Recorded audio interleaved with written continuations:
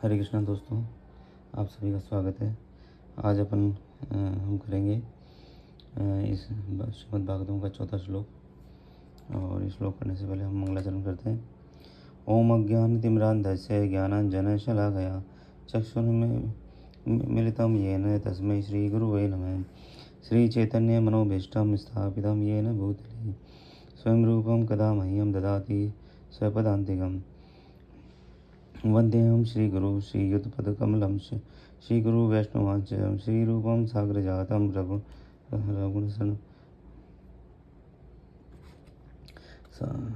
रघुनाथान्वितं सजीवं सावधूतं परिजनं सहितं कृष्णचैतन्यदेवं श्रीराधाकृष्णपादान् सगण ललित श्रीवासाखान्विताश्च जय। हे कृष्ण करुणा सिन्धु दीनबन्धो जगत्पते गोपेश गोपिकान्त राधा कान्त नमोस्तुते। तप्त कांचन गौरांगी राधे वृंदावनेश्वरी वृषभानुसुतो देवी प्रणमामि हरिप्रिये। वाञ्छाकल्पतरुभ्यश्च कृपा सिन्धुभ्यैव च पतितानां पावनेभ्यो वैष्णवेभ्यो नमो नमः। श्रीकृष्ण चैतन्य प्रभु नित्यानंद श्री अद्वैत गदाधर श्रीवासादि गौरभक्तवृंद। हरे कृष्ण कृष्ण कृष्ण हरे राम राम राम हरे हरे। ओम नमो विष्णुपादाय कृष्णपृष्ठाय भूतले श्रीमते भक्ति वेदांत स्वामिनिधि नामिने। नमस्ते सरस्वती देवी गौरवाणी प्रचारिणे निर्विशेष शून्यवादी पाश्चात्य देशधारिणे।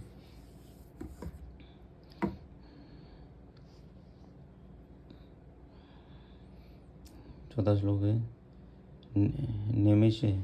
निमिषेत्रे ऋषि है सौनकादाय सत्रम सुगार्य लोकाय सहस्त्र सम्मांसत। अर्थात एक बार नेमि शारण्य के वन में एक पवित्र स्थल पर शौनक आदि महान ऋषिगण श्री भगवान तथा उनके भक्तों को प्रसन्न करने हेतु 1000 वर्षों तक चलने वाले यज्ञ को संपन्न करने के उद्देश्य से एकत्र हुए। इसका प्रभुपाद जी तात्पर्य देते हैं। श्री प्रभुपाद की जय। तात्पर्य इस प्रकार है। पिछले 3 श्लोक श्रीमद् भागवतम की प्रस्तावना के रूप में थे, यानी पिछले जो 3 श्लोक पढ़े हैं वो अपने इसकी प्रस्तावना थी श्रीमद् भागवतम की। अब इस ग्रंथ का मुख्य विषय प्रस्तुत किया जा रहा है। श्रीमद् भागवतम प्रथम बार श्री सुखदेव गोस्वामी द्वारा सुनाए जाने के बाद अब दूसरी बार नैमिषारण्य में सुनाया जा रहा है। यानी श्रीमद् भागवतम पहले किसने सुनाया? श्री सुखदेव जी ने महाराज परीक्षित को सुनाया, और अब दूसरी बार नैमिषारण्य के वन में सुनाया जा रहा है श्रीमद् भागवतम को। वाव ये तंत्र में कहा गया है कि इस विशिष्ट ब्रह्मांड के शिल्पी ब्रह्मा ने एक ऐसे विराट चक्र की कल्पना की जो ब्रह्मांड को चारों ओर से घेर सके। वाव ये तंत्र है, उसमें कहा गया है कि ब्रह्मा जी ने एक ऐसे विराट चक्र की कल्पना की जो चारों ब्रह्मांड को चारों ओर से घेर सके। ऐसा चक्र की उन्होंने कल्पना की। जो ब्रह्मांड के शिल्पी हैं, यानी ब्रह्मांड को जिसने बनाया ब्रह्मा जी ने। और इस विराट चक्र की धुरी एक विशिष्ट स्थान पर स्थित की गई, जिसे नैमिषारण्य कहते हैं।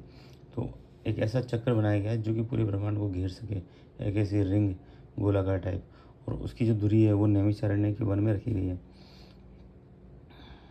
उस स्थान को बोलते हैं नैमिषारण्य।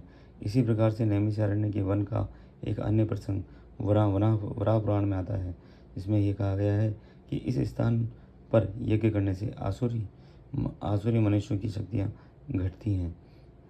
अतएव ब्राह्मण लोग ऐसे यज्ञों को नैमिषारण्य में करना श्रेष्ठ समझते हैं। तो यहाँ पर ये जो नैमिषारण्य वन है, इसकी खासियत क्या है कि यहाँ पर अगर यज्ञ किया जाए तो आसुरी शक्तियाँ घटती हैं, आसुरी मनुष्य की शक्तियाँ घटती हैं। ऐसा मनुष्य जो कि असुर के रूप में हो, उसकी शक्तियाँ घटती है। और इसलिए ब्राह्मण को जो है नैमिषारण्य ब्राह्मण लोग जो है नैमिषारण्य के वन में यज्ञ करना श्रेष्ठ मानते हैं। भगवान श्री विष्णु के भक्त उनकी प्रसन्नता के लिए सभी प्रकार के यज्ञ करते हैं।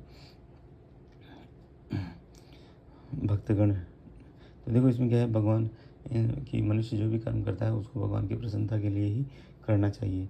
यज्ञ केवल वो यज्ञ नहीं है जो हवन है, भाई हवन कर लिया फिर उसमें अपने आहुति दी, लकड़ियाँ जलाई, उसे यज्ञ नहीं कहते। हम जो भी दैनिक दिनचर्या कर रहे हैं, अगर वो हम भगवान कृष्ण की प्रसन्नता के लिए करते हैं तो वो भी यज्ञ ही माना जाता है। तो इसलिए हमें अपने सारे काम 24 घंटे हम जो भी कार्य करते हैं उसमें भगवान की प्रसन्नता को केंद्र में रखना चाहिए और भगवान की प्रसन्नता को केंद्र में रखकर ही कार्य करना चाहिए। हमें वही कार्य करना चाहिए जिससे भगवान को प्रसन्नता हो। भक्तगण निरंतर श्री भगवान की सेवा में संलग्न रहते हैं, जबकि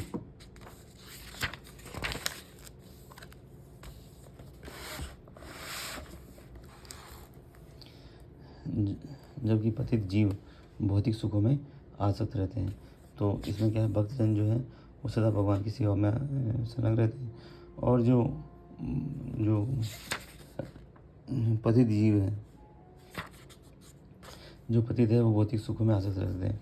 श्रीमद् भगवत गीता में कहा गया है कि भौतिक जगत में भगवान श्री विष्णु की इच्छा के अतिरिक्त जिस किसी कारण से कोई भी कर्म किया जाता है, कर्ता के लिए वह और अधिक बंधन का कारण होता है। तो श्रीमद् भागवत गीता में क्या गया है कि भौतिक जगत में भगवान श्री विष्णु की इच्छा के अतिरिक्त, यानी भगवान श्री विष्णु की इच्छा के अतिरिक्त अगर कोई भी कार्य कोई करेगा, यानी वही कार्य करने चाहिए जो भगवान श्री भगवान की इच्छा है, उसके अतिरिक्त कोई भी कार्य किया गया तो वो बंधन का कारण बनेगा और फिर ये जन्म मरण का चक्र चलता रहेगा।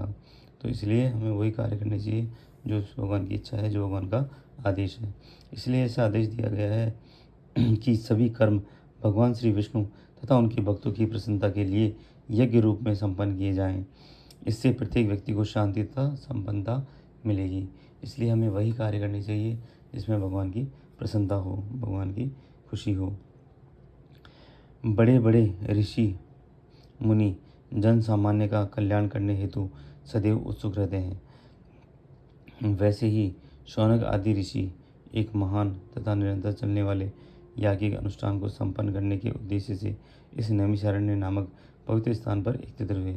तो जो ऋषि मुनि हैं वो जन कल्याण का सदा भला चाहते हैं, सदा उनका मंगल करने के लिए कुछ न कुछ कार्य के लिए तत्पर रहते हैं और उत्सुक रहते हैं, और इसीलिए सभी लोगों का भलाई करने के लिए जो है शौनक ऋषि अन्य ऋषियों के साथ में नैमिषारण्य के पवित्र स्थान पर एकत्रित हुए।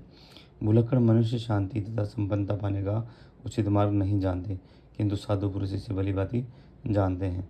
तो मनुष्य जो है, आज का कलियुगी मनुष्य भुलक्कड़ है, भूल जाता है चीज़ों को, तो लेकिन उनको शांति पाने का कोई पता नहीं है कि शांति किस तरीके से मिल सकती है।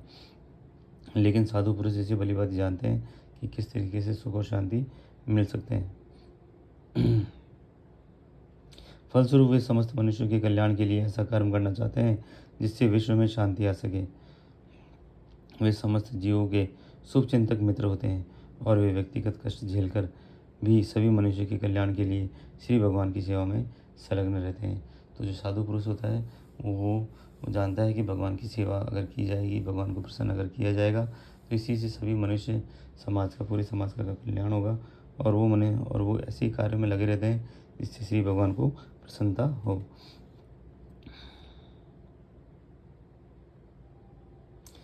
भगवान श्री विष्णु एक विशाल वृक्ष के तुल्य हैं तथा देवता, मनुष्य, सिद्ध, चारण, विद्याधर एवं सभी जीवों सहित बाकी सब इस वृक्ष की शाखाएं, उपशाखाएं तथा पत्तियों जैसे हैं।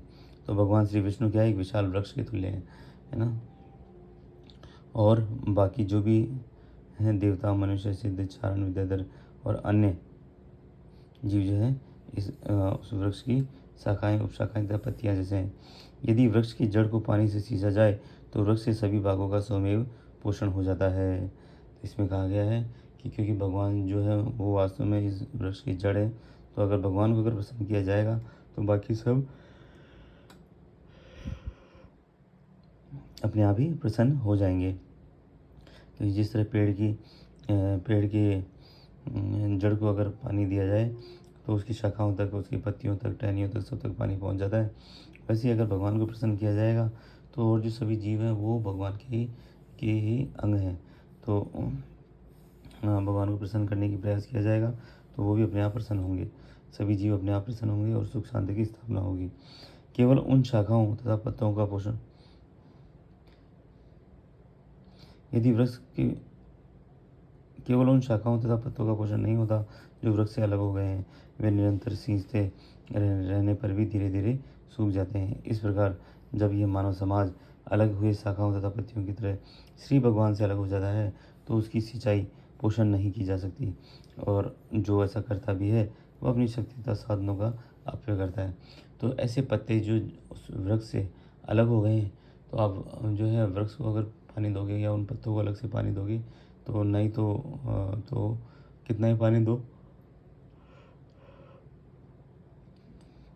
उन पत्तों का सिंचन, उन पत्तों का जो सुचारू रूप से उनमें ग्रोथ नहीं होगी, क्योंकि वो श्री भगवान से अलग हो चुके हैं। तो इसलिए हमें श्री भगवान से कभी भी अलग नहीं होना है, कभी उनकी सेवा से अलग नहीं होना है, उनकी सेवा नहीं छोड़नी है। लगातार कंटिन्यूस हमें भगवान की शरण में रहना है और भगवान का नाम जाप करते रहना है, और भगवान का संग कभी किसी भी सूरत में छोड़ना नहीं है। हमें हर समय भगवान की सेवा से जुड़े रहना है, परिस्थिति चाहे कैसी भी हो।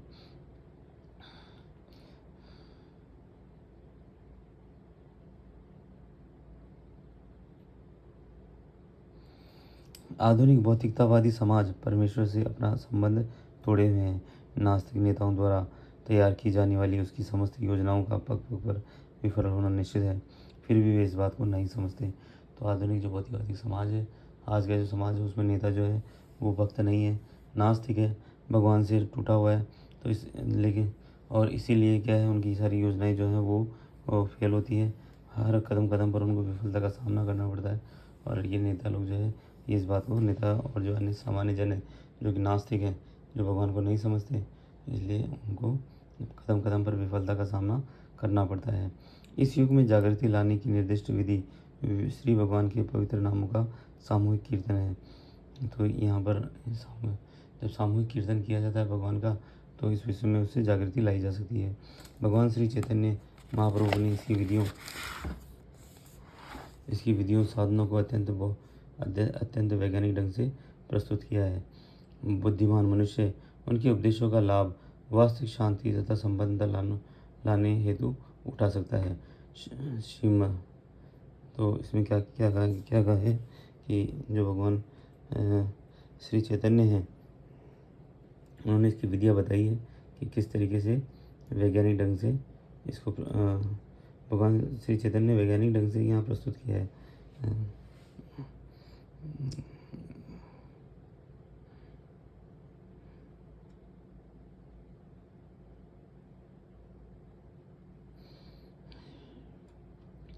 किस चीज़ को कि यहाँ पर किस तरीके से चेतना जो समाज में जागृति लाई जा सकती है।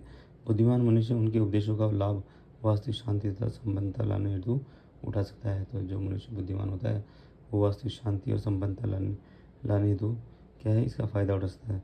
श्रीमद् भागवतम भी उसी उद्देश्य से प्रस्तुत किया गया है। आगे चलकर इसकी विशद व्याख्या की जाएगी। तो बुद्धिमान मनुष्य जो है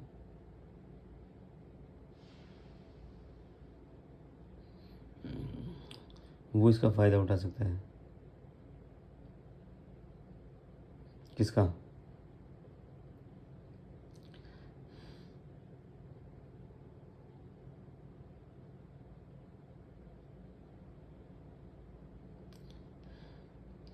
यानी श्रीमद् भागवतम का फ़ायदा उठा के सुख शांति को प्राप्त कर सकता है।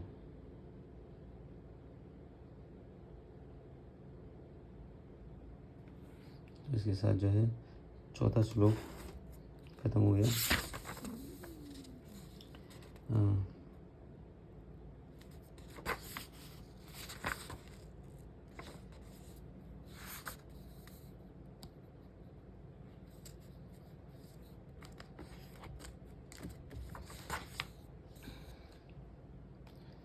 पाँचवा श्लोक छोटा सा है, वो ले लेते हैं, देखते हैं।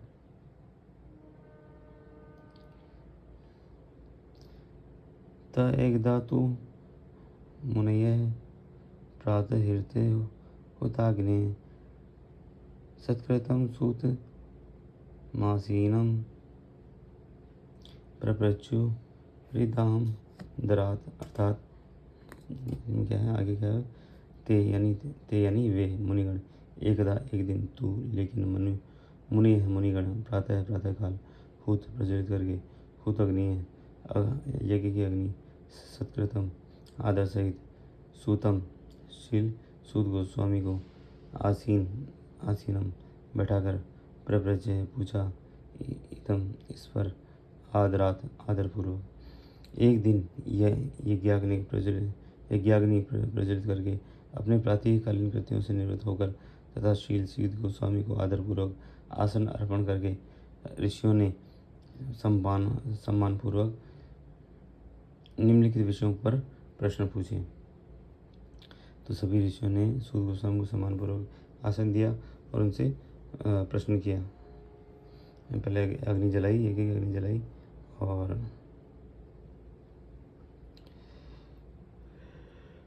ऋषियों ने जो है सूत गोस्वामी को आदरपूर्वक आसन दिया और उनसे प्रश्न पूछे। तात्पर्य क्या दे रहे हैं यहाँ पे प्रभुपाद जी? आध्यात्मिक सेवाओं के लिए प्रातःकाल सर्वश्रेष्ठ समय होता है। यानी जो आध्यात्मिक सेवा होती है उसके लिए प्रातःकाल ही सर्वश्रेष्ठ समय होता है। सुबह सुबह जो ब्रह्म मुहूर्त होता है वो आध्यात्मिक सेवाओं के लिए सर्वश्रेष्ठ माना गया है। ऋषियों ने श्रीमद् भागवतम के वक्ता के लिए ससम्मान एक ऊंचा आसन अर्पण किया जिसे व्यास आसन कहते हैं। तो ऋषियों ने श्रीमद् भागवतम के जो वक्ता होते हैं उनके लिए एक ऊंचा आसन की व्यवस्था की, ससम्मान, जिसको व्यास आसन कहते हैं। शील व्यासदेव समस्त मनुष्यों के मूल आध्यात्मिक उपदेष्टा हैं। तो जो व्यासदेव हैं जो भगवान का रूप ही है, भगवान का ही दूसरा रूप है व्यासदेव। भगवान ने व्यासदेव के रूप में जन्म लिया और तो वो जो है व्यासदेव जी वो भगवान के वो मूल रूप से आध्यात्मिक उपदेष्टा हैं, मनुष्य के मूल उपदेष्टा हैं, जो कि स्वयं भगवान है। अन्य सभी उपदेशक उनके प्रतिनिधि माने जाते हैं। प्रतिनिधि वही है जो शील व्यासदेव के दृष्टिकोण को सही प्रस्तुत कर सके। यानी प्रतिनिधि रिप्रेजेंटेटिव है ना, जो बाकी के जो भी उपदेश देते हैं श्रीमद् भागवतम का वो सभी शील व्यासदेव के रिप्रेजेंटेटिव हैं। तो रिप्रेजेंटेटिव वही होता है जो कि उनके दृष्टिकोण को सही प्रस्तुत कर सके, यानी जिनको रिप्रेजेंट कर रहा है उनके दृष्टिकोण को सही प्रस्तुत कर सके। शील व्यासदेव ने श्रीमद् भागवतम का संदेश शील सुखदेव गोस्वामी को प्रस्तुत किया और शील सूत गोस्वामी ने उसे शील सुखदेव गोस्वामी से उनसे इसे सुना। यानी शील व्यासदेव ने श्रीमद् भागवतम का उपदेश शील सुखदेव गोस्वामी को दिया, व्यासदेव ने दिया सुखदेव गोस्वामी को। सुखदेव गोस्वामी व्यासदेव के पुत्र थे, ठीक है ना। नारद मुनि से मिला व्यासदेव को, व्यासदेव से मिला उनके पुत्र सुखदेव को, है ना। और सुखदेव जो है सुखदेव जी से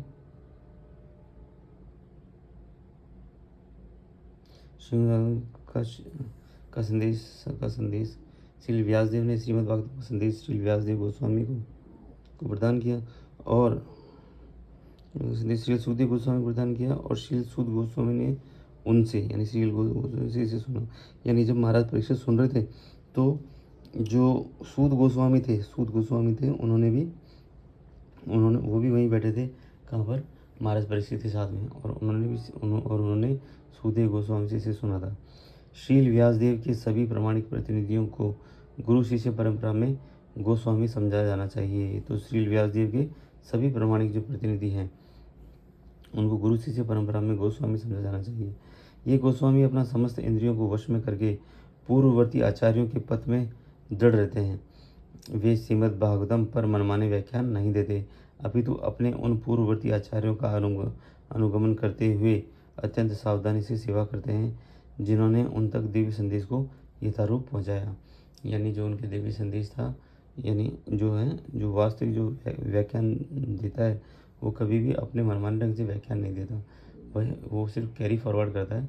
जैसे एक माइक में बोल दिया जाता है, लाउड स्पीकर उसको आवाज़ को बढ़ाकर बोल देता है, यानी वैसे ही हमको भी करना है। हमको भी क्या अपने मन से कुछ भी व्याख्या नहीं देनी है, व्याख्या जो हमको एज इट इज़ आगे फॉरवर्ड करनी है।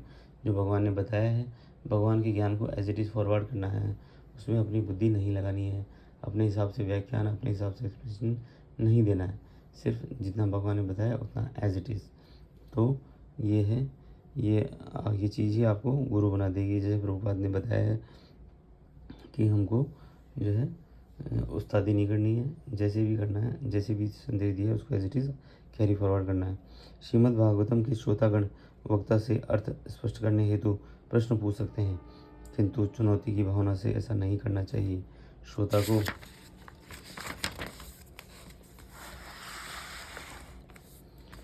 को चाहिए कि वक्ता तथा विषय वस्तु के लिए अत्यंत सम्मान के साथ प्रश्न पूछे।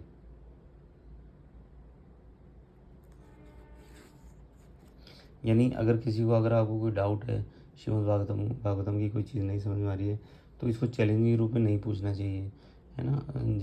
जो इसके जो उनको चैलेंज करने की, यानी मैं इनको अटका देता हूँ या ऐसा प्रश्न पूछता हूँ जिससे ये अटक जाएँ, ऐसी चुनौती मन में लेकर प्रश्न नहीं पूछने चाहिए। हमें उसको जो है विनम्रतापूर्वक अपना संदेह दूर करने के लिए कोई बात अति विनम्रतापूर्वक पूछनी चाहिए, कोई भी सवाल हमें। श्रीमद् भागवतम में भी इसी विधि का निर्देश दिया गया है। मनुष्य को उपयुक्त स्रोतों से विनयपूर्वक श्रवण करके दिव्य विषय सीखना चाहिए। इसलिए इन मुनियों ने वक्ता शील सूत गोस्वामी को अत्यंत सम्मानपूर्वक संबोधित किया। तो इसीलिए क्या है, सभी मुनियों ने, जो सूत गोस्वामी थे, उनको बहुत अति सम्मानपूर्वक संबोधित किया, उनके लिए आसन लगाया और उनसे श्रीमद् भागवतम की कथा सुननी चाहिए। तो आज अपन ने इसका चौथा और 5वां श्लोक कर लिया है श्रीमद् भागवतम का। ये पूरा हो चुका है और अभी मन तो कर रहा है आगे से आगे इसको और पढ़ा जाए, लंबी क्लास ली जाए, लेकिन थोड़ा समय का अभाव मुझे लग रहा है, इस वजह से शायद लंबी क्लास आज नहीं ले पाऊँगा। तो छठा श्लोक तो इसमें है तो सही।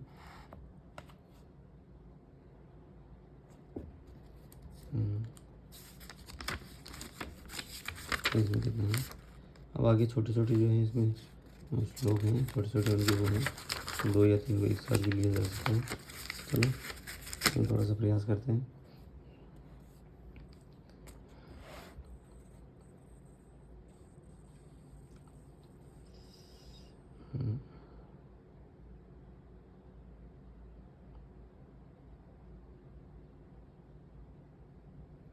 छठा श्लोक करते हैं इसका। ऋषि उच्च है।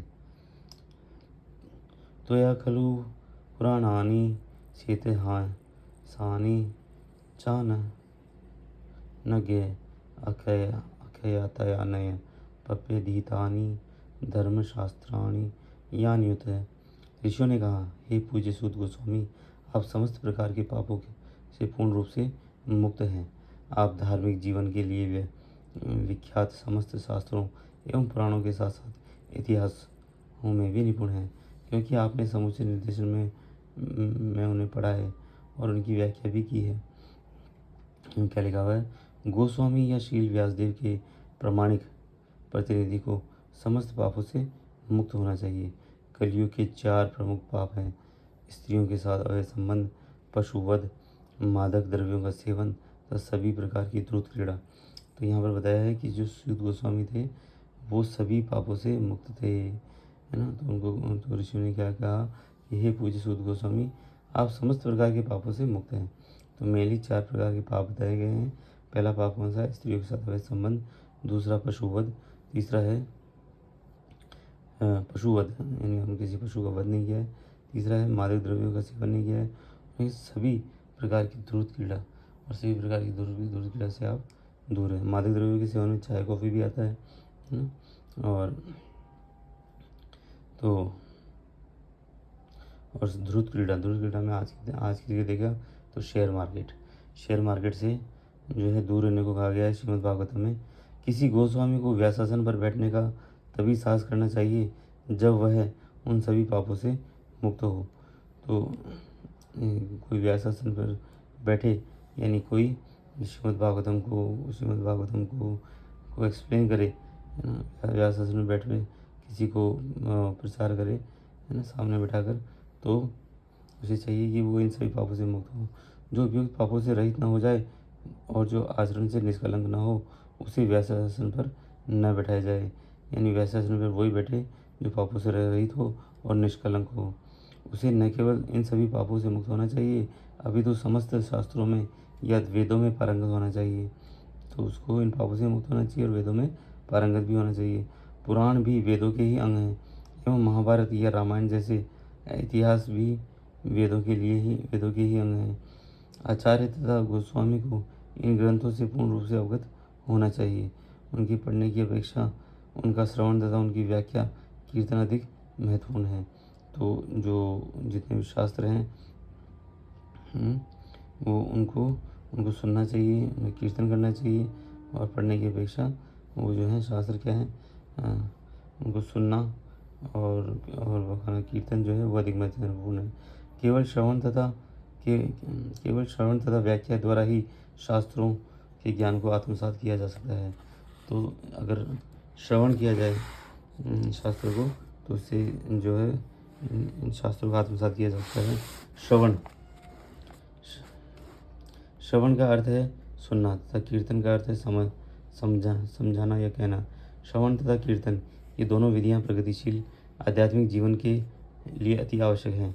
जिन मनुष्य ने उपयुक्त स्रोत से विनयपूर्वक श्रवण करके दिव्य ज्ञान को भलीभांति समझ लिया है, वे ही इस विषय की समुचित व्याख्या कर सकते हैं।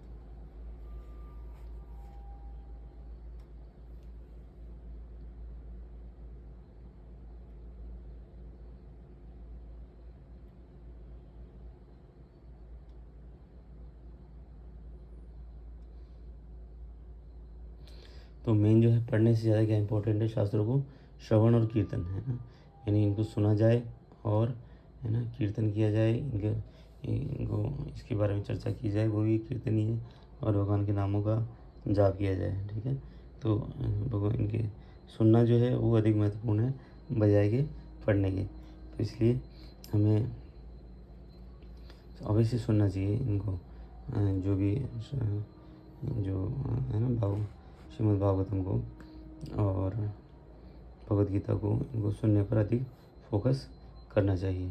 तो इसलिए आप सभी श्रोताओं से भी अनुरोध है कि आप इस ऑडियो को इसका लगाकर आप इसको सुने। इसमें आप ना पढ़े तो भी चलेगा, लेकिन आप काम करते वक्त कुछ ना कुछ अगर आप कर रहे हैं तो इनको ज़रूर से सुने। और अगर आपको पसंद आया हो तो आप इसको ज़्यादा से ज़्यादा मात्रा में इसको सब्सक्राइब भी करें, आगे शेयर भी करें, लाइक भी करें, ताकि और भी लोगों को इसका लाभ मिल सके। और जो भी अपडेट है, जो भी नए वीडियोज़ हैं वो आप तक पहुंच सके। हम श्रीमद् भागवतम का आज हमने चौथा, पाँचवा और छठा श्लोक कर लिया है। अब कल जो है हम इसका 7वें श्लोक से करेंगे। तब तक के लिए हरे कृष्णा।